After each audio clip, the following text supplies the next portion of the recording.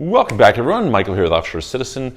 I had a while ago some people asking about how to look for tokens to invest in if you're thinking about crypto. And during a time when we're in some sort of a bull market, there's a lot of randomness, a lot of noise, and so something that has nothing behind it can do really well. For example, Shiba Inu or something like that. And then some really good projects might not get the same degree of fuel that you would expect. And so it's hard to predict some of it. You have to be much more on top of the feeling of it. However, the market has been down over the last while. And so people who are looking for something that will go through a bear market and be likely to come out on the other side and have some success, let's be honest, people who made the most money are ones who were buying in the bear market in 2019, in 2020, and then late 2020 through 2021 did extraordinarily well. And so when things are down, there are buying opportunities, which is great, and we should pay attention to that. However, a lot of projects are just vaporware, they're scams, they're just Ponzi's, there's nothing of substance behind them, etc. And so I figured I would take some time to discuss some of the fundamental analysis that you can do in order to make better decisions about what it is you're going to buy into. So let's dive in and discuss it. Before we do, if you haven't already, please hit the subscribe button, hit the all notification bell. If you'd like any assistance with any of the topics we talk about here, relocating abroad, optimizing your taxes, getting second citizenships, doing banking around the world, etc., please reach out to us. You can book a call, calendly.com/Michael-Rosmer. There's a link in the description below, or send a message to our websites, offshorecitizen.net and offshorecapitalist.com. Okay, so I think the first thing is I'm not going to recommend anything specific to invest in. I'll give some examples, but as a general rule, I would say, obviously you should research yourself and look at it. The key thing worth understanding that seems to escape a lot of people is that in crypto, very often the success of a project is not the success of the token. Okay, so these two things are not necessarily one and the same. Tokens are not really like companies. So a lot of people really have this misnomer about tokens. Okay, they'll say a token is nothing, a token has no value, a token whatever. And the truth is some tokens do have no value and they are nothing. And some tokens are quite different. And the whole point is you can tokenize essentially anything. The question is, what is it behind the token? Okay, that's one of the most important starting points, I think, when we think about this. Now, what you need to understand is you could get hype in anything, right? If there's good marketing and good hype, etc., somebody can pump the value of a token up to literally billions of dollars. That's not what you want to be thinking of if you're in a down market and you want to be able to go through a downturn and buy cheap and have something become really large, right? You don't want to be reliant on this randomness. Instead, what you want to be reliant on are fundamentals, and the idea being that when a lot of the projects get shaken out or money comes back to do investing, good projects will generate a degree of hype and they'll get some compounding effects as they go along, okay? Now, in addition to that, because of the network effects that happen within crypto and within these kind of ecosystem platform plays, you can get very rapid expansion of value that is exponentially kind of geometric growth as opposed to linear growth, right? That's really valuable. And on top of that, you can buy projects that are very small and you have liquidity. So if I was to consider this why should you go and invest in these at all? Or why should you buy this? Well, you could do what? You could go and buy big public companies, and they're usually already pretty big, already fairly efficient. Yeah, you can find some that are, maybe $1 billion market cap or $10 billion, and they're going to go to 100 billion or a few hundred billion or whatever, and you're going to do well. But that's much harder to do.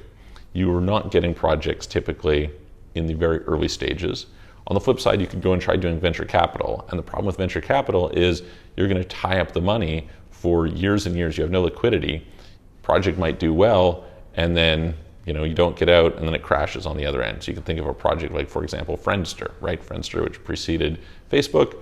At some point, I think had an offer to buy out at 300 million or something. They didn't take it, and a few years later, they'd been put out of business by Facebook.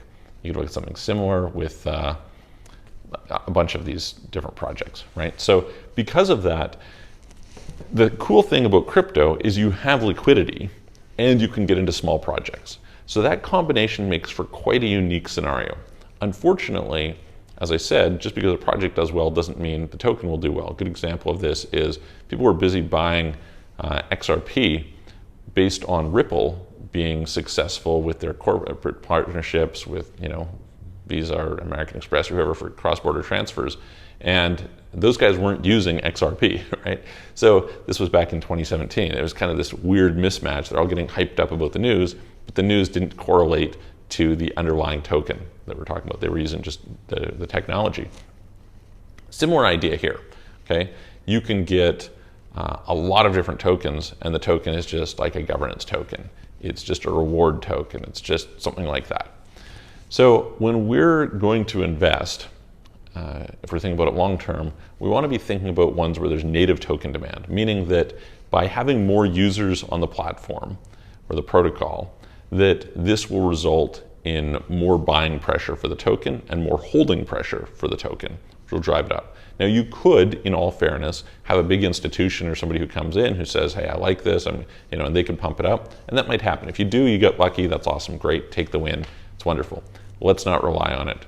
Let's also realize that over time, it's probably more likely they're going to do that with projects that are solid and growing than projects that are just kind of going down into the abyss, right?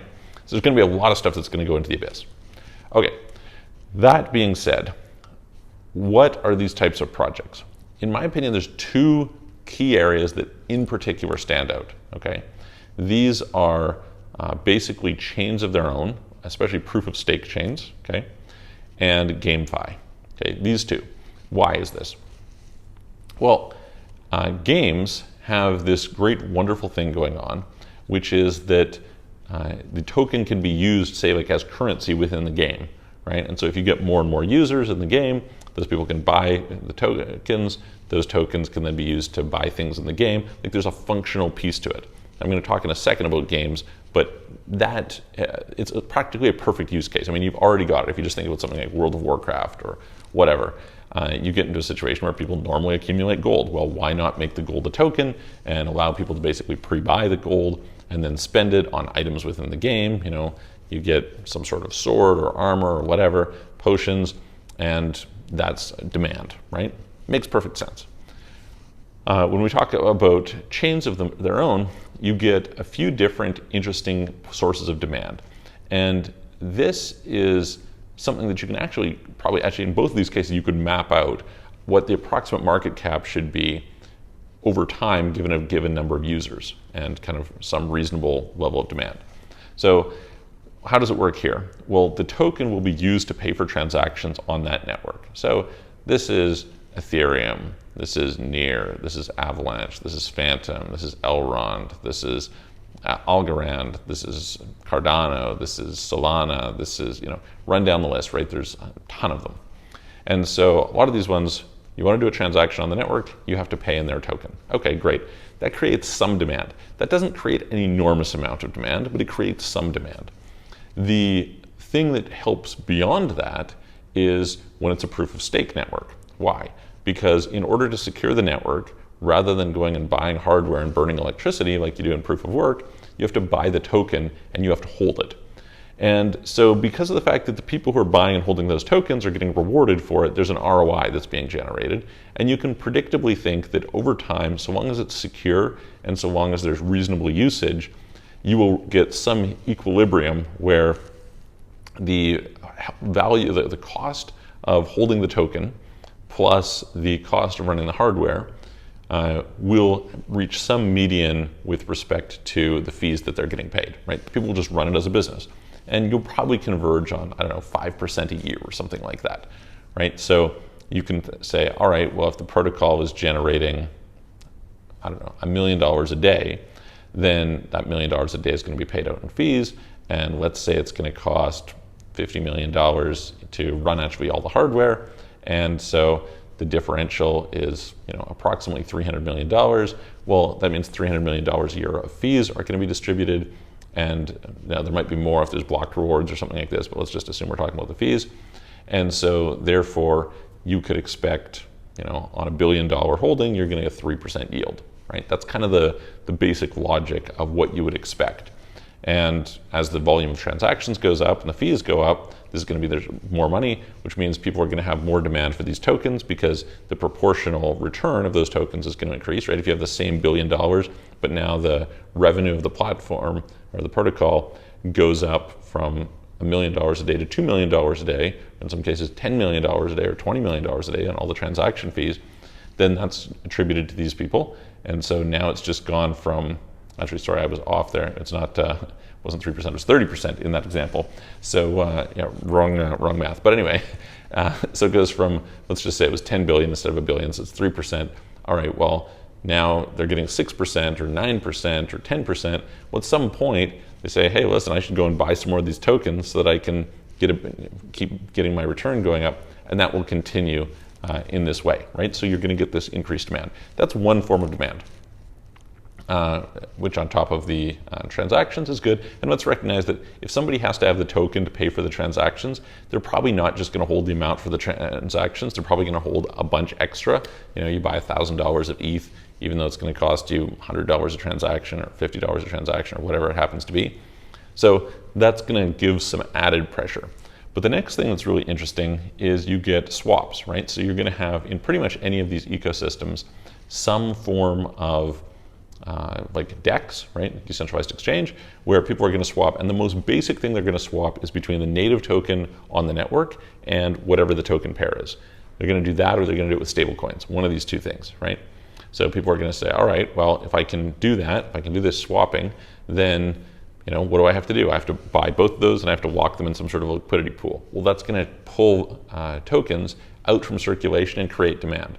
And so what this means is the more protocols are built on top of that network and the more volume there is being traded in those, the more demand there's going to be for this token to be put into the liquidity pool because there's fees being generated there. Okay, so that's a very good thing.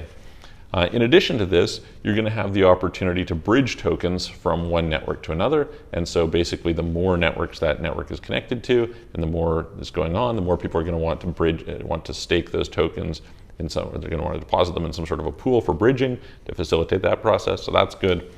And then of course people will want to lend, and therefore they're going to grab these up and they're going to put them into some sort of a lending protocol. So we get all these different ways in which you're going to have native demand for that token on one of these networks. Then this does not mean, of course, that other protocols can't have it, but it's the most obvious way to find native demand. And here we can see very quickly a real correlation between the amount of usage, right, that's generating fees on the network, the amount of projects that are built on there, right, lots more projects mean lots more pairs of tokens being deposited and locked up, as well as the amount of networks that network connects to, because that facilitates all this bridging. So all these different areas create a lot of demand. And we can see that this is basically what's pushed Ethereum to whatever height. Now, in addition to this, we want to pay attention to what is the mechanism of increasing the supply or decreasing the supply. As much as I actually think that deflationary supplies are a bad idea, I think long term they're going to screw themselves up in this way. In spite of that, the fact that you have some sort of a burn mechanism or some means by which you're reducing the token supply is good if you're holding the token, right? And it's bad if they're increasing the token supply. So we have a disinflationary mechanism in Bitcoin where the token supply the growth in the token supply is declining. Ethereum used to have no fixed cap, etc. Now when they introduced one of their changes last year, they started to have a burn mechanism which kind of starts to decrease it and makes it deflationary in some cases. And different projects have different mechanisms, but you should pay a lot of attention to what's going on there. Okay, now let's go talk about games. So game projects, here's the thing that I find about game projects. So similarly, you should be able to estimate, all right, based on a certain number of players, that certain number of players on average may spend X amount of the gold or the currency within the game on any given period of time. And therefore, let's say, I don't know, they're spending $1 a day, right? Well, if they're spending $1 a day in real money into gold within the game, and there's 1 million players, well then, that's $1 million a day of kind of transactional revenue going through, which is creating demand, right? Great. the question is, how does that correlate to value in the token? Well, you should be able to say, okay, we've got a certain, like people are competing for this token, right? And then they want to spend it on things. And so there's an ecosystem in there. And you could kind of map that out. In fact, there's literally people who are very sophisticated at tracking through one step into the other. The concerns here are, number one, will you actually have players? And the concern when it comes to GameFi is that most hardcore gamers, like the solid gaming community, dislike NFTs, okay? They don't like them. They don't like all this mechanics there. And you can kind of see why, right? It's just sort of a cash grab thing. The second is to understand that a lot of these games are not that good. They're not that fun on their own, right? Now, to be fair, something like Axie Infinity, not that fun, but had this play to earn model where people made a whole bunch of money, and so it went to billions of dollars and did really great on the basis of that growing adoption. So I'd be paying a lot of attention to, in both cases, both of these types of tokens, what is happening to the overall adoption? Is the adoption going up, or is the adoption going down, or is it remaining fairly flat? Right? Ultimately, real people really using the protocol is going to drive up the demand for the token. Okay. Next, you want to pay attention to the market cap. Okay. So one of my concerns with some of these games is they would go out and they would launch with a $450 million market cap. And you might say, okay, well, there's projects out there with billion-dollar market caps or multi-billion-dollar market caps, and that's true. But let's just put this in context of actual video games, okay? So you could get like Take-Two Interactive that makes the Grand Theft Auto games, or you could get something like Ubisoft who makes the Assassin's Creed games, etc. And you can see, okay, these are big studios that in some cases are spending over $100 million building a game. Okay, so first of all, how well financed is this team? What can they actually build in terms of a real game that people are really going to like? Is it really top tier? Because they can all say that it is, but in the world of gaming, building games is really hard. It's super complex. There's lots of pieces to it. It's not an easy thing. And so to jump in and do a really good job is tough, and it's going to take a big team. It's going to take a bunch of time, and it's going to cost a bunch of money. You could just skin somebody else's thing and try and do something, and maybe that will work, right? There's a project called NFT Worlds, very interesting, because they're building on Minecraft, and Minecraft already has like 150 million users or something, and so it's kind of an extension using their whole mechanism, but adding NFTs and crypto dynamics into it. So that's pretty interesting, right? Pretty cool concept. Might go somewhere. But bottom line is that you need, first of all, this bunch of people, but you also have to say, okay, well, how much money did this big game make? So I'm an RPG guy. I like role-playing games. And so you can look at a game like The Witcher 3, right? Witcher 3, highly critically acclaimed game, very successful by many measures, et cetera. I want to say it made like $70 million or something like that. So, you think, all right, well, this is a really successful like game of the year level title, really well publicized, really well reviewed, lots of gamers, lots of people buying it. I forget how many millions of people, how many millions of copies were sold, but pretty significant. And they made X. Don't quote me on the numbers, but you could go and look up basically revenue for various different games, and you could say, well, like let's use another example: World of Warcraft. World of Warcraft at their peak had, I think it was around 15 million users monthly who were paying like $10 a month, something like that. So you basically had a product that was generating revenue of a couple $2 billion a year, which is insane, right? Like totally fantastic. This was, probably the most profitable game ever. It was just nuts, right? Nobody had ever done something like this, and they did this for 10 years running. This was just beyond ridiculous. But that gives you some parameters in terms of, okay, this is a huge successful game. They were able to do that. What is this game going to do? And so I think with games, you usually want to get on at quite a bit lower market cap.